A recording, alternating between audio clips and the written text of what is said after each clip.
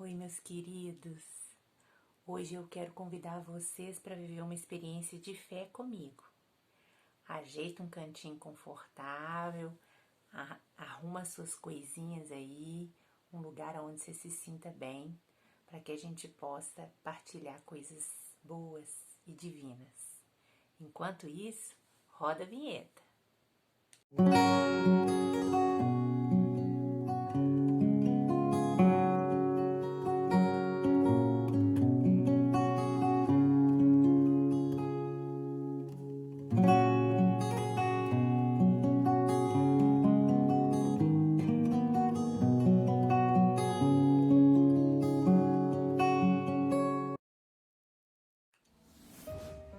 Gente, espero que estejam todos bem. Hoje nós vamos conversar sobre algo que eu gosto muito de viver, de partilhar, de falar, porque eu acredito que eu tenho aí algumas histórias interessantes para partilhar com vocês e que vão fazer vocês se atentarem para as histórias pessoais que eu tenho certeza que cada um de vocês tem. Eu poderia ficar aqui um tempão contando várias coisas para vocês, porque quando eu era menina, ainda jovem, adolescente, eu vivi algumas situações na minha vida, Deus me deu essa oportunidade e eu tive a graça de perceber que, na verdade, tudo aquilo eram sinais, né? Eu costumo dizer que, às vezes, Deus escreve certo por linhas tortas, sim, na nossa vida, né? Mas tem hora que Ele não manda recado, não. Tem hora que Ele é direto, tem hora que Ele realmente age na nossa vida de uma maneira que às vezes nem a gente mesmo acredita. Só tem que, para isso, a gente tem que estar com o coração aberto, né? Para perceber quais são esses sinais, o que Ele está querendo nos dizer, quais são os seus propósitos. Então, dentre todas as histórias que eu já vivi, eu selecionei uma para dividir com vocês, porque eu acho que essa talvez seja o início aí da nossa conversa. Há 3 anos atrás eu tive meu primeiro diagnóstico, né? A gente já está conversando há um tempo, vocês já sabem dessa história. No momento em que eu tive esse diagnóstico, o meu sogro, ele estava vivendo, né, sofrendo um câncer de pâncreas. E ele estava, assim, muito consumido pela doença na época, né? A nossa família estava muito fragilizada, estávamos completamente assombrados com a doença, com os efeitos colaterais do tratamento, né? Muito embora o câncer de pâncreas seja uma doença diferente, né? Que tem um prognóstico diferente do câncer de mama e sobretudo do meu, mas estávamos todos ali vivendo aquela situação há muitos meses e aí de repente eu também tive esse diagnóstico, né?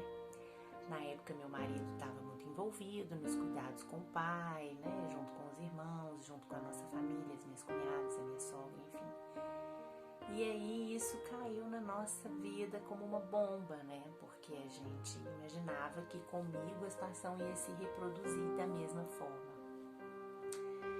Então eu fiquei completamente, não digo desesperada não, mas eu fiquei muito assustada com tudo aquilo. E frente a todas as questões que eu já estava tendo que enfrentar com a doença, ainda ter que pensar, né, me ver naquela situação em que o meu sogro estava e que a mim já estava causando um sofrimento tão grande, me deixou muito assustada e meio que sem saber o que fazer, né? Eu fiquei assim durante alguns dias, algumas semanas, tentando administrar o turbilhão de sentimentos que eu estava sentindo naquele momento, sem conseguir sair do lugar. Tinha horas em que, na verdade, eu nem entendia o que eu estava sentindo. Eu não sabia se era medo, se era insegurança, se era falta de fé, eu não sabia. O fato é que eu olhei para os lados e vi que as pessoas que talvez pudessem me ajudar a passar por essa provação, por esse sofrimento, estavam sofrendo já, né, por uma outra situação. E aí eu percebi que talvez eu tivesse que procurar algum caminho, né, que eu trilhasse ele sozinha, né. E essa foi uma das graças maiores que eu tive na vida. Gente, eu sempre fui católica, né? E desde adolescente sempre participei de retiros espirituais, sempre me envolvi em eventos da igreja. Desde adolescente eu sou muito envolvida nisso. E desde que eu me casei, que eu virei adulta, né? Enfim, as coisas foram tomando outros rumos e eu acabei me distanciando um pouco disso. E aí eu me lembrei, eu tive essa lembrança do bem-estar que eu sentia nesses lugares, né? De como eu saía de lá renovada, de como realmente alguma coisa acontecia quando eu me propunha a participar desse tipo de coisa, né? De evento, de retiro espiritual, enfim. E aí eu fui pro celular e digitei Retiro Espiritual em Belo Horizonte. Era véspera do feriado de Corpus Christi. Gente, eu encontrei um retiro num lugar que eu nunca tinha ouvido falar, com um pessoal que eu nunca tinha ouvido falar. O retiro ia durar 5 dias. O tema do retiro era orar em silêncio. Eu teria que ficar fora durante esse período, coisa que eu nunca fiz. Eu nunca deixei a minha família, né, nem minha filha, nem meu marido, por mais aí de 1 dia, 2 dias, né? Eu ia ficar fora 4 ou 5 dias, se não me falha a memória. E aí eu liguei no telefone. Tinha uma última vaga. Isso foi uma quarta-feira. O retiro ia ter início na sexta-feira. Aliás, não, na quinta-feira. Ou seja, eu teria 1 dia só para me preparar, né? E assim foi feito, meus amigos. Fiz a minha inscrição, comuniquei que eu estava indo, disse: eu não dou conta sozinha, eu não vou dar conta sozinha. Eu preciso organizar os meus sentimentos, eu preciso resgatar a minha fé, eu preciso saber aonde está essa força que eu sei que ela existe e que eu não estou conseguindo enxergar. Quando eu cheguei lá, gente, eu era a mais nova. Aliás, mito, tinha uma outra amiga que hoje é uma grande amiga minha, que é da minha idade, inclusive é minha xará. Mas tirando nós duas, eram todas as pessoas da terceira idade. E aí quando eu me vi naquilo, eu falei, meu Deus, o que eu tô fazendo aqui, né? Será que eu vou conseguir me enquadrar nisso? Se eu vou conseguir fazer amizades? Enfim.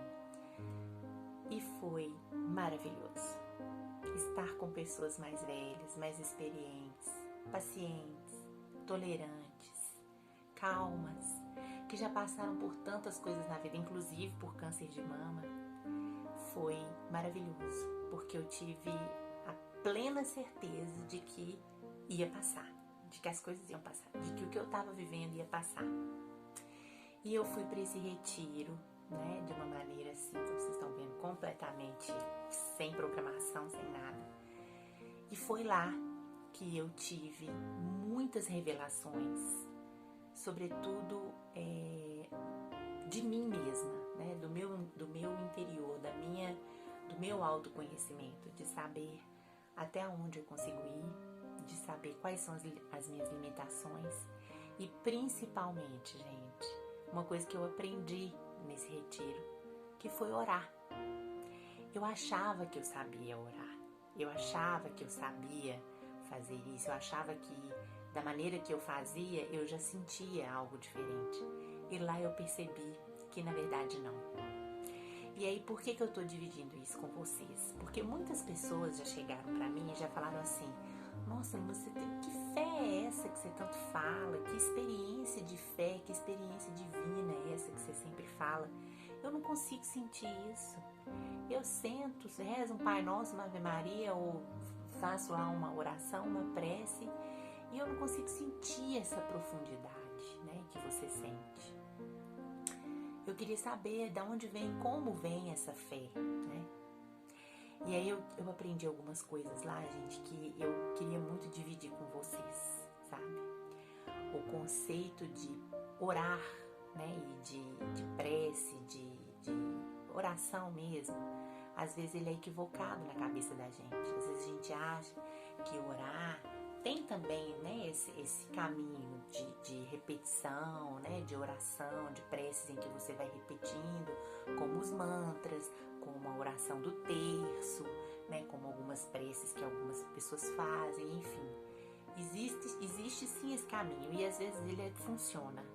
Mas quando você de fato precisa mesmo sair em busca dessa salvação, né? Dessa luz, desse direcionamento, porque o que a gente precisa quando a gente passa por uma situação dessa, e no caso do câncer de mama, é um direcionamento.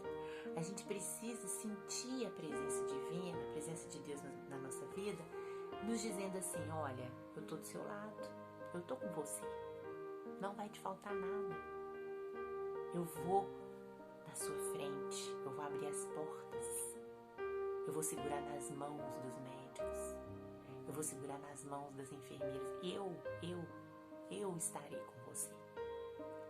A gente precisa de alguma maneira, sabe, buscar essa certeza, porque assim as coisas ficam mais simples. E aí eu entendi o seguinte: muitas vezes, meus queridos, orar é o silêncio. É o silêncio. Por isso que eu tô fazendo esse vídeo agora, de madrugada aqui, pra ver se a gente consegue isso, sabe? E quando eu digo silêncio, eu não tô falando de silêncio externo, não. Eu tô falando do silêncio interior. Eu tô falando de se esvaziar.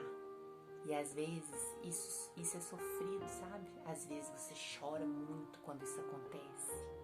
Mas depois que passa, você sente que na verdade o vazio que ficou foi para ser preenchido. Então, eu percebi que para você provocar esse esvaziamento, você também consegue fazer isso. Você consegue direcionar isso de alguma forma, né?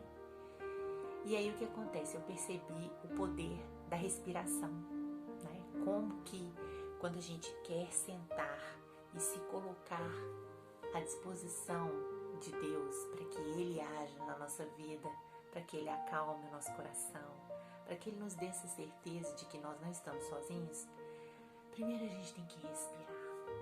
Se você está aí do outro lado, né? Experimenta isso. A gente fica falando o tempo inteiro, né? Eufórico. Ó.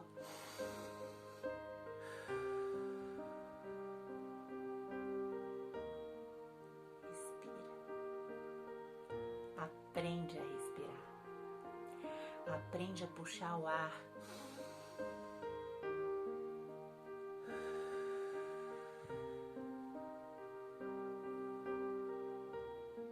E eliminar ele, junto com seus pensamentos, com as suas angústias, com seus sofrimentos.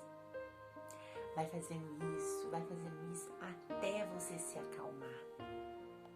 Depois, né, que você consegue entrar num estado de relaxamento, você vai perceber como que isso, inclusive organicamente, vai te fazer bem, né? Não só espiritualmente. Outra coisa que ajuda muito, né, é você estar num lugar confortável. Eu tô aqui sentadinha na minha cama, muitas vezes eu faço isso aqui mesmo, eu continuo nessa prática orante, sempre. Mas você não precisa necessariamente estar em meditação, né, sentadinha lá com as perninhas cruzadas e os dedinhos.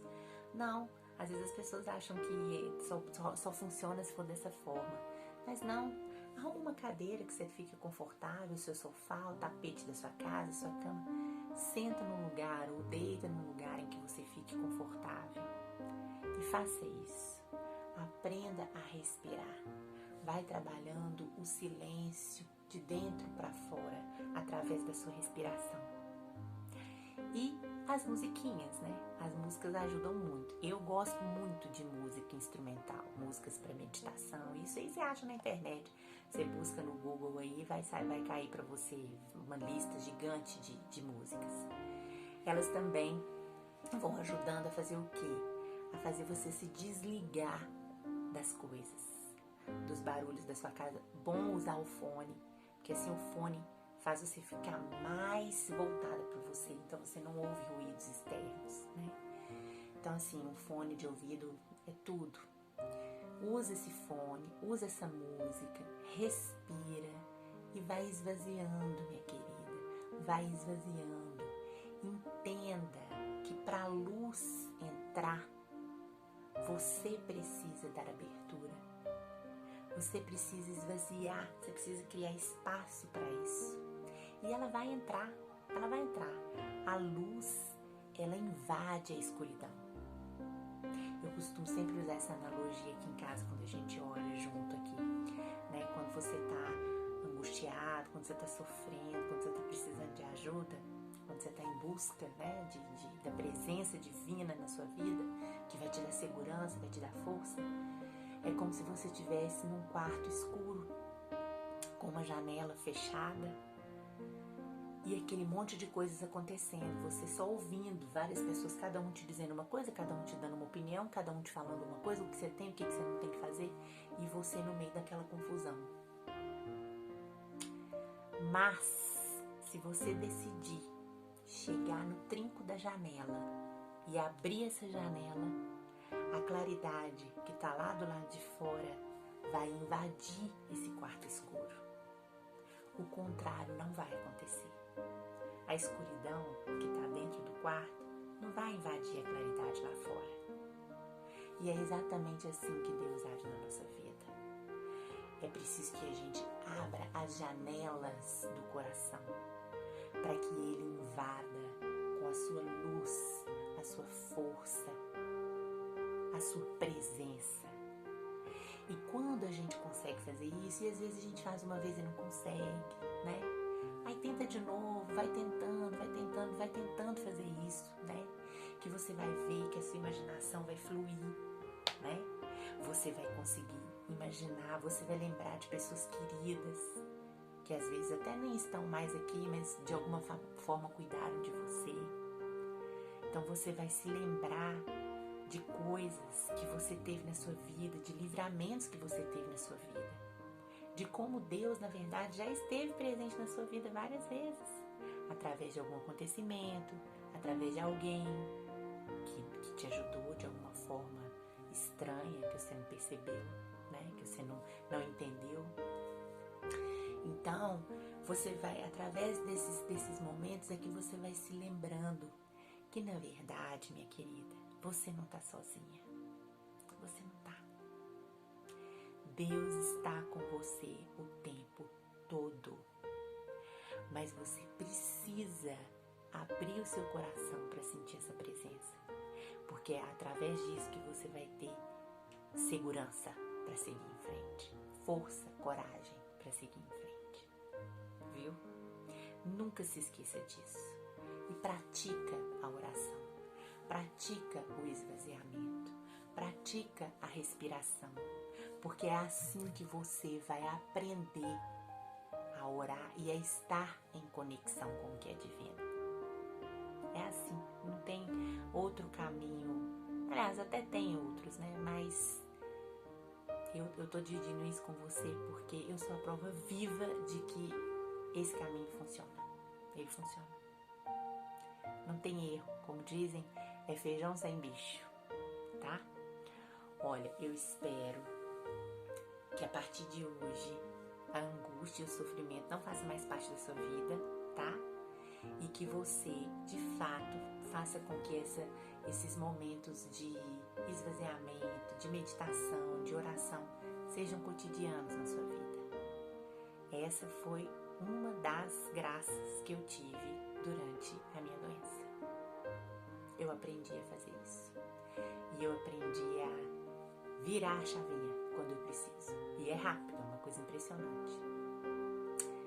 Eu vou ficando por aqui. Eu espero que estejam todos na presença de Deus. Mais ainda agora. Desliga esse vídeo. Vai lá. Tenta fazer isso que eu tô te propondo. Não é um desafio que eu tô propondo, não. Mas é uma sugestão. Vai lá e tenta fazer. E depois, né, tenta fazer dessa maneira, tenta orar, né, como você conseguir, mas com essas dicas que eu te dei. E aí depois você me fala se funcionou ou se não funcionou. E você que tá ouvindo, tá vendo o vídeo agora, se você tem alguma outra sugestão, os comentários estão aqui embaixo para isso. Nós não estamos aqui só para eu falar, não. Eu tô partilhando e quero que vocês partilhem comigo as experiências de vocês também. Ok, meus queridos? Ó, mais uma vez eu venho com os meus pedidos, né? Não se esqueçam aí, se inscrevam no canal, ativem o sininho de notificação, dá aquele like pra mim que me ajuda demais e, acima de tudo, compartilha o vídeo. Assim vocês me ajudam a ajudar. E esse de hoje, então, é mais importante ainda, né? Muito obrigada. Até semana que vem, se Deus quiser. Fiquem com Deus.